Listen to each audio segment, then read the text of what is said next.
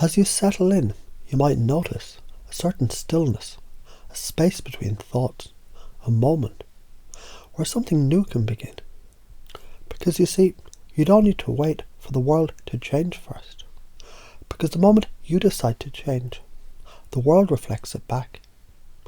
And to begin to really understand this, you might find yourself wondering how easily you can let go of old patterns, as if they were nothing more than a dream you once were caught in.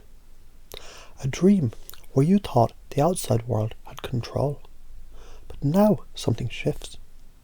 Because isn't it interesting how some people wait for something, wait for the world to smile at them first, wait for permission, when in reality they've always had the power to smile first, to move first, to act first.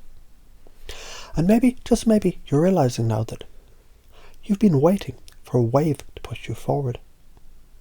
But isn't it much more exciting to be the one who creates the wave? You see, the mind, much like a mirror, only reflects back what you put into it. Imagine standing in front of a mirror, waiting for it to smile first, and waiting, and nothing happens.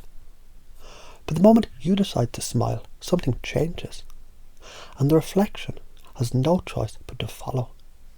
And as you consider that, perhaps you can remember a time when you were bored, and your mind went searching for something, for drama, for movement, for external change. Yet what if you already have all the movement, the excitement, the momentum inside you? What happens when you stop waiting? What happens when you stop looking out there for something, and instead you create it within? And just imagine what would happen if from now on, every time you felt that old habit creeping in, you simply smiled and let it go. You see, the old way was a loop, a cycle, a predictable pattern. When you interrupt that pattern, when you break the loop, everything changes. It's like flipping the script, turning the page, stepping out of an old story and writing a new one.